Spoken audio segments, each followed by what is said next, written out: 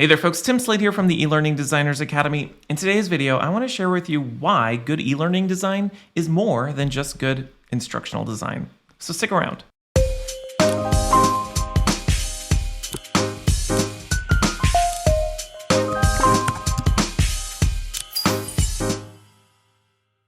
You know, over the years, one of the questions I've tried to help folks answer, especially those who are new to instructional design and e-learning development, is what makes a good e-learning course. And you know, when I say e-learning in this context, I'm talking about an asynchronous interactive course, like something you might develop in Articulate Storyline or a similar tool. And you know what? The truth is, this can be a hard question to answer because I've always believed that the measure of effectiveness for a particular e-learning course or any training experience for that matter often depends on the context of how that course or training experience is intended to be used, and of course the outcomes you're seeking to achieve from it. But you know, in order to do that, that would mean looking at each and every single e-learning course individually. But what I'm really wanting to do is answer this question on a more macro level. How do you generally define what makes a good e-learning course? Well, you know what? I'll cut straight to the chase on this one.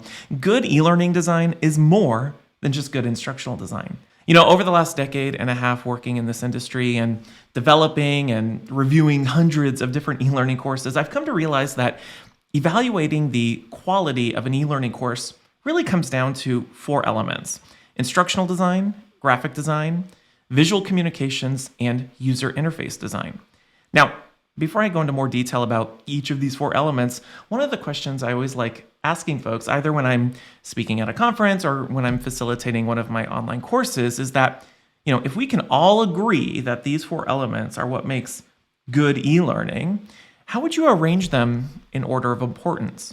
What would be most important versus least important? Well, I'll tell you what most people will say. Most people would put instructional design as the first priority because, well, of course, you know, the quality of the instructional design is what matters above all else. And then, of course, some random combination of the remaining three elements. And, you know, gosh, you know, for the most part, I think that makes sense. But, you know, when you take a step back, it's not really the instructional design that's the most important because, well, that's a given. It's a constant. And no matter what type of training or learning experience we're talking about, good instructional design is always going to be a component. And of course, it's always going to be a priority. And so when I look at these four things, I actually put instructional design last. I know, just stick with me here. Don't click away. You know, hear me out. I put instructional design last, not because I think it's the least important. Actually, on the contrary, I think it's the most important. However, when we look at asynchronous and interactive e-learning, again, like something you might develop in Articulate Storyline, as a medium, it's these other three elements that have the power to either elevate or detract from the quality of your instructional design. And what I mean by this is that, you know, if your e-learning course doesn't look good by using solid graphic design techniques, if your course doesn't take advantage of visual communications to help your learners see the concepts you're talking about, and of course, if your course isn't accessible and easy to navigate by using effective user interface design techniques, then it really doesn't matter how well you've instructionally designed the course. It won't matter how well you've written your learning objectives or how much you focused on what your learners need to do rather than just know. If these other elements are out of alignment, then they'll just detract from the effectiveness of your course. And so designing a good and effective e-learning experience is about looking at and intentionally designing for the total experience, not just the content. So let's take a quick look at each one of these elements, starting with graphic design. Now, I'll tell you, not everyone's going to agree with me on what I'm about to say, but I really don't care. They can create their own videos on this stuff. But it's my belief that the vast majority of us are visual creatures, and people like to see things that look good and are pretty, and that includes your e-learning courses. And so when you design and develop an e-learning course that doesn't look good, your learners are less likely to engage with it and take it seriously. And so you want to make sure you design your course utilizing good graphic design principles like picking and sticking to a consistent font and color scheme, using high quality, diverse, and realistic images that your learners can see themselves in, and of course using a balanced and clean layout. Now, along the lines of most people being visual creatures, the next component is visual communications. You have to remember, the screens or slides within your e-learning course are a tool to help your learners see what it is you're trying to say. And rather than just providing a bunch of boring bullet points or meaningless stock graphics, use images, graphics, characters, animations, audio narration, and storytelling to visualize the concepts you're teaching and move away from just telling your learners things to actually explaining them. Next, we have user interface design.